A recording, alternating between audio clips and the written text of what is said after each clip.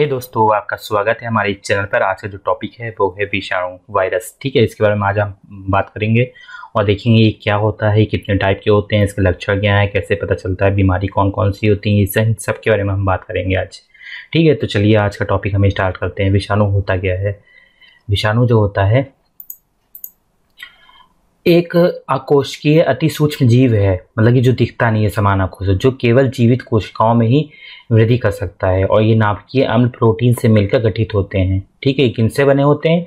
ये नाभिकीय अम्ल और प्रोटीन से मिलकर बने होते हैं। और शरीर के बाहर तो ये मृत समान होते हैं, परंतु शरीर के अंदर जीवित हो जाते हैं। इसका मतलब समझिए आप, मतलब कि शरीर के अगर बाहर हैं तो ये मृत हैं, मतलब इनका कोई अस्तित्व नहीं है, कोई जान नहीं है इनके अंदर। पर ये शरीर के अंदर जैसे ही पहुंचते हैं तो इनके अंदर जान आ जाती है। ठीक है, जीवित हो जाते हैं और अपना काम करना दिखाने लगते हैं। या तो कई विषाणु घातक होते हैं और कई फायदेमंद भी होते हैं, इस तरह के होते हैं वायरस। ठीक है, तो चलिए स्टार्ट करते हैं। तो आगे का देखते हैं। विषाणु जो है आकार के आधार पर इनका वर्गीकरण अगर करें तो कितने टाइप के होते हैं? आकार के आधार पर ये 4 टाइप के होते हैं। स्फेरिकल वायरस हो गया, क्यूबिकल वायरस हो गया, और ब्रिक शेप वायरस हो गया, और टेडपोल वायरस हो गया। अब ये दिखते कैसे हैं? स्फेरिकल वायरस जो है वो इस तरह दिखाई देता है, क्यूबिकल वायरस इस तरह दिखाई देता है, ब्रिक शेप वायरस कुछ इस टाइप का दिखाई देता है, और जबकि टेडपोल वायरस जो है वो ये दिखाई देता है। ठीक है, अब हम इनके बारे में अलग अलग जानने की कोशिश करेंगे कि ये 4 टाइप के जो वायरस हैं वो किस तरह के हैं, कौन कौन से हैं, कौन ज़्यादा घातक है, कौन ज़्यादा फायदेमंद है, इन सब की बात करेंगे हम। ठीक है, तो चलिए आगे देखते हैं। इसी के आगे देखते हैं रचना पर आधारित वर्गीकरण। ठीक है, इसके पहले हमने आकार के आधार पे देखा कि आकार किसी टाइप का होता है, उस आकार के आधार पे वो 4 टाइप के दिखाए गए। ठीक है, अब रचना के आधार पर वर्गीकरण हम देख लेते हैं। ठीक है, तो रचना के आधार पे वर्गीकरण में एक परिभाषा जाती है, एक सहजीवी संबंध वह है जिसमें जीव लोग या चीज़ें एक साथ एक तरह से मौजूद हैं तो उन सभी को लाभ पहुंचाता है। मतलब कुछ ऐसे सहजीवी होते हैं जो लोगों को लाभ पहुंचाते हैं, इसकी बात की जा रही है। ठीक है, ये वही चीज़ है, आकार के आधार पर और रचना के आधार पर सेम, दोनों चीज़ें सेम है। ठीक है, पर इसमें अंतर क्या है ये अभी आगे हम बताते हैं। मतलब कि इसमें ये बताएंगे इसके अंदर कौन कौन सी बीमारीज आती हैं, मतलब कि कौन सी बीमारी होती है इन वायरस की वजह से। जैसे स्फेरिकल वायरस की वजह से कौन सी बीमारी होती है? इसकी वजह से हेपेटाइटिस बी बीमारी होती है जो लीवर से संबंधित होती है। क्यूबिकल वायरस से कौन सी बीमारी होती है? इसे चिकनगुनिया होता है। ठीक है, ब्रिक शेप वायरस से कौन सी बीमारी होती है? इसे हेपेटाइटिस सी होता है। ये दोनों जो बीमारियां हैं ये दोनों लीवर की ही बीमारी होती है। ठीक है, इसलिए टेडपोल वायरस की वजह से क्या होता है? इसकी वजह से एड्स होता है। ठीक है, तो 4 तरह के वायरस हैं और 4 तरह की बीमारियां होती हैं। ठीक है, अगर क्वेश्चन ये पूछा जाए कि किस वायरस की वजह से कौन सी बीमारी होती है तो आप बता सकते हो। ठीक है, जैसे कि पूछा जाएगा हेपेटाइटिस सी किस वायरस की वजह से होता है, तो वहाँ पे ये चारों ऑप्शन दिए होंगे, तो आपको बताना होगा कि ब्रिक शेप वायरस की वजह से होता है। ठीक है, तो चलिए आगे देखते हैं। इसका आर्थिक महत्व देख लेते हैं। इकोनॉमिक इम्पोर्टेंस क्या होती है इसकी? हेपेटाइटिस बी की, जो स्फेरिकल वायरस का पार्ट है, मींस स्फेरिकल वायरस की वजह से हेपेटाइटिस बी नामक बीमारी होती है ये चीज़। ठीक है, अब देख लेते हैं इसके बारे में। हेपेटाइटिस बी विश्व का सबसे अधिक समान लीवर या यकृत का संक्रमण है। ठीक है, सबसे अधिक समान मतलब कि लीवर ही में होता है।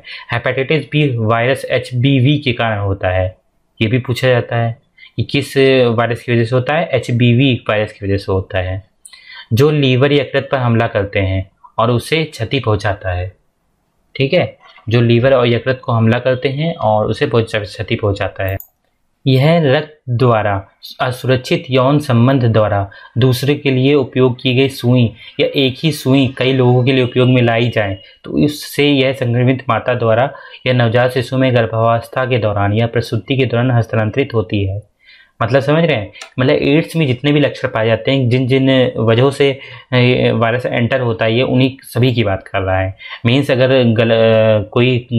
किसी दूसरे का खून चढ़ा दिया जाता है बिना टेस्ट के, तो असुरक्षित यौन संबंध अगर बनाए जाते हैं, तो अगर कोई पुरानी सुइयाँ, बेकार सुइयाँ, दूसरी की इस्तेमाल की हुई सुई का इस्तेमाल किया जाता है, तो या फिर नवजात शिशु के अगर संक्रमित माता का अगर दूध पीता है तो हो जाता है ऐसा, इस तरह होते हैं। ठीक है, इसके अलावा अधिकांश वयस्क लोग जो इस रोग से संक्रमित होते हैं किसी समस्या के बिना इस रोग से छुटकारा पा लेते हैं, किंतु कुछ वयस्क लोग, नवजात शिशु एवं बच्चे इस वायरस से मुक्त नहीं हो पाते और चिरकालिक संक्रमण के शिकार हो जाते हैं। ठीक है, इसमें बस इम्पोर्टेंट बात यही देखने वाली है और कुछ नहीं है। जैसे कि ये वायरस ये हेपेटाइटिस बी किस कारण होता है, ये जो होता है ये HBV वायरस की वजह से होता है। ये किसके अंदर होता है, ये समानता लीवर के अंदर होता है, ठीक है। इसके अलावा सबसे महत्वपूर्ण ये किन किन वजहों से होता है ये बात की जा रही है। तो ये रक्त द्वारा, ठीक है, और नवजात शिशु को दूध पिलाने के दौरान सुइयों के माध्यम से, इन चीज़ों की वजह से ये चीज़ होती है, ठीक है। तो इस चीज़ का ध्यान रखिएगा, बस और कुछ नहीं है इसमें। आगे देखते हैं हम इसमें। आगे है चिकन पॉक्स क्यूबिकल वायरस, ठीक है। जो ये चीज़ है जो मैक्सिमम लोगों के अंदर होती है, जिसको छोटी माता या बड़ी माता बोलते हैं। अगर छोटे छोटे दाने होते हैं तो उसको छोटी माता पूरे शरीर में होते हैं, अगर बड़े दाने होते हैं तो उसको बड़ी माता कहते हैं। तो इसके बारे में चले जानते हैं। छोटी माता, अंग्रेजी में इसको चिकन पॉक्स कहते हैं।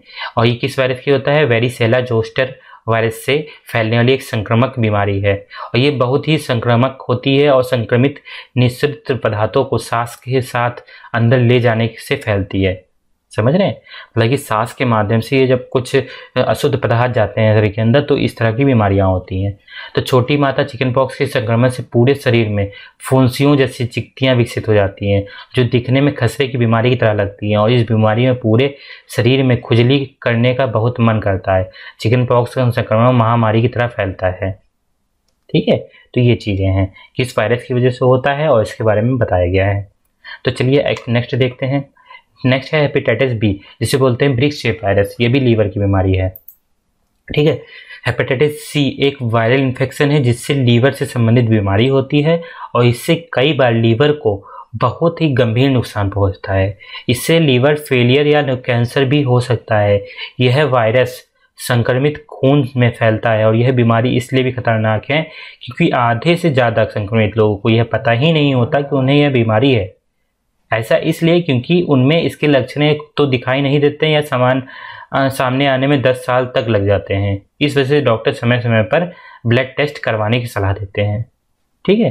तो ये हेपेटाइटिस सी की बीमारी की बात है कि कई लोगों को तो पता ही नहीं रहता है, 10 साल के बाद कई लोगों को पता चलता है इस तरह की बीमारी है। और ये किसको नुकसान पहुंचाती है, लीवर को नुकसान पहुंचाती है। चलिए नेक्स्ट देखते हैं। नेक्स्ट है एड्स। जो ये एड्स बीमारी किसके अंदर आती है, टेटपोल वायरस के अंदर आती है, ठीक है। इसके बारे में मैंने काफ़ी लंबी चीज़ बताई गई है लेकिन बहुत ही महत्वपूर्ण चीज़ें हैं, ठीक है। तो चलिए जानते हैं। तो संक्रमित के बाद इसमें मानव अपने प्राकृतिक प्रतिरक्षा क्षमता खो देता है। मीन्स मतलब ये एक ऐसी बीमारी है जिसमें प्रतिरोधक क्षमता जो होती है, मतलब बीमारियों से लड़ने वाली क्षमता जो होती है वो खो देता है इंसान। एड्स स्वयं कोई बीमारी नहीं है, पर एड्स से पीड़ित मानव शरीर संक्रामक बीमारियों जो कि जीवाणु या विषाणु आदि से होती है के प्रति अपने प्राकृतिक प्रतिरोधी शक्ति खो बैठता है, जो उसी की बात कर रहा है। इसलिए एड्स बहुत नुकसानदायक है क्योंकि HIV ये वह वायरस जिससे कि एड्स होता है रक्त में उपस्थित प्रतिरोधी पदार्थ लैक्टोकोशों को आक्रमण करता है, ठीक है। एड्स पीड़ित के शरीर में प्रतिरोध क्षमता की क्रमशः क्षय होने से कोई भी अवसरवादी संक्रमण यानी आम सर्दी जुकाम से लेकर क्षय रोग जैसे रोग एक सहजता से हो जाते हैं और उनका इलाज करना कठिन हो जाता है। मतलब कि कोई भी अगर प्रतिरोधक क्षमता चली जाती है तो कोई भी छोटी छोटी बीमारी अगर लग जाती है तो उसको जाने में बहुत समय लग जाता है, ठीक है। तो HIV संक्रमण को एड्स की स्थिति तक पहुंचने में लगभग 8 से 10 वर्ष या इससे अधिक समय लग सकता है। HIV से ग्रस्त व्यक्ति अनेक वर्षों तक बिना किसी विशेष लक्षण के बिना रह सकते हैं। मतलब ये सारे वायरस इतने खतरनाक हैं, मतलब कई वर्षों तक पता ही नहीं चलेगा कि ये वायरस आपके अंदर है, ठीक है।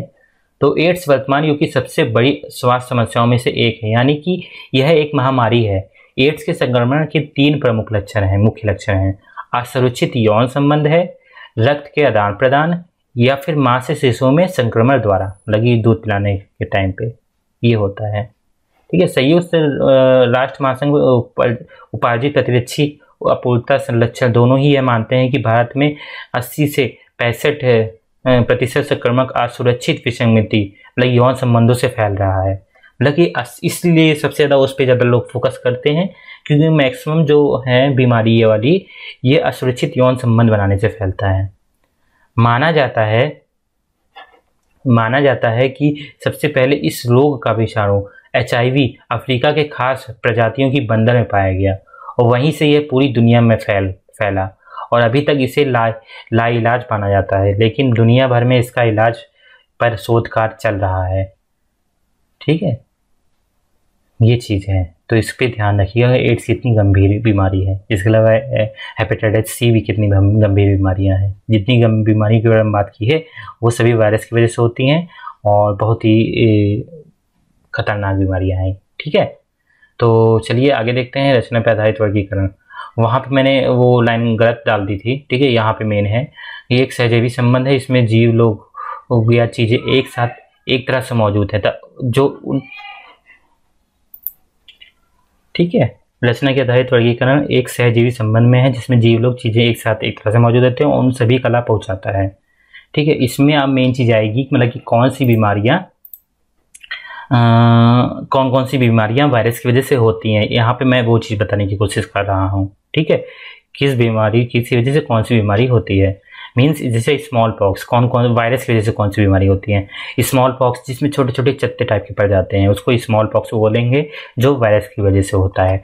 दूसरा जो है काउ पॉक्स, जिसके वजह से बड़े बड़े काउ मतलब कि एक छल्ले टाइप का पड़ जाता है, रिंग टाइप का पड़ जाता है, तो वो काउ पॉक्स कहते हैं। दाने टाइप का होता है, ठीक है, लेकिन छल्ले टाइप का होता है, तो उसे काउ पॉक्स बोलते हैं। इसके अलावा चिकन पॉक्स, जिसके बारे में मैंने अभी आपको बताया कि पूरे शरीर में आपको छोटे छोटे दाने पड़ जाएंगे, तो उसको चिकन पॉक्स कहते हैं। तो ये 3 तरह की हो गई जो वायरस की वजह से होते हैं। इसके अलावा और भी हैं जो आगे हम देखते हैं, जैसे कि रेबीज़, मतलब कि कुत्ता जब काटता है तो उसके अंदर उसका वायरस आपके शरीर में आ जाता है, तो रेबीज़ नामक बीमारी हो जाती है आपके अंदर। ठीक है, अब तीसरा होता है एड्स। अब यहाँ पे थोड़ा सा मैं समय लूँगा आपका। एड्स, HIV कैसे फैलता है बताया गया है। तो यहाँ पे देखिएगा, असुरक्षित यौन संबंध से हो सकता है। इसके अलावा HIV संक्रमित सीरीज के प्रयोग से हो सकता है, मतलब सुई लगाने से हो सकता है। HIV संक्रमित माता से पैदा हुए शिशु को दूध पिलाने से हो सकता है। इसके अलावा HIV संक्रमित खून के द्वारा होता है। ये 4 प्रमुख चीज़ें हैं जिनकी वजह से HIV फैलता है। ठीक है, और बचाव के क्या साधन हैं? संयम रखें और वफादारी निभाएं, यौन संबंध सुरक्षित बनाए रखें। ठीक है, इसका ध्यान रखना होगा। इसके अलावा हमेशा नई सुइयों का इस्तेमाल करना चाहिए। इसके अलावा गर्भवती स्त्रियों को डॉक्टर की सलाह के ही बच्चे के जन्म की तैयारी करनी चाहिए, मतलब कि पहले नहीं, मतलब कि अगर संक्रमित है तो पहले डॉक्टर से सलाह ले ले, उसके बाद बच्चे को पैदा करें। अब इसके यहाँ पे जांच के लिए खून का पहले खून की जांच करवा ली जाए, उसके बाद खून लिया जाए। बस यही प्रमुख लक्षण हैं जो एड्स के अंदर की बात करते हैं। ठीक है, अब आगे देखते हैं मम्स। मम्स क्या होता है? जिसमें किसी शरीर के एक साइड में एक घेंगा टाइप का हो जाता है, ये उसी चीज़ को कहते हैं। एक साइड का पूरा गले के नीचे फूल जाता है, गिल्टी टाइप की पड़ जाती है, उसी को हम मम्स बोलते हैं। ठीक है, फिर आता है आपका मेसल्स। मेसल्स में भी एक खसरा टाइप का होता है जो पूरे शरीर में फैल जाता है, उसी को बोलते हैं मेसल्स। ठीक है, जिसमें ये भी वायरस की वजह से ही होता है। फिर लास्ट है आपका येलो फीवर, मतलब कि ये भी वायरस की वजह से होता है, जिससे पूरे शरीर में आपके बुखार चल जाएगा, जो पीले पीले रंग का हो जाएगा, पूरा पीलिया टाइप का हो जाएगा, उसी को येलो फीवर कहते हैं। ये भी वायरस की वजह से ही होता है। ठीक है, तो ठीक है, बस आज के लिए बस इतना ही। आपको अगर हमारा चैनल पसंद आता है तो आप हमारे चैनल को सब्सक्राइब कर सकते हैं, लाइक और अपने दोस्तों से शेयर कर सकते हैं, और अगर कोई सुझाव देना चाहते हैं या फिर कोई कमी बताना चाहते हैं तो कमेंट बॉक्स में लिख के हमें बता सकते हैं। तो बस आज के लिए इतना ही, धन्यवाद।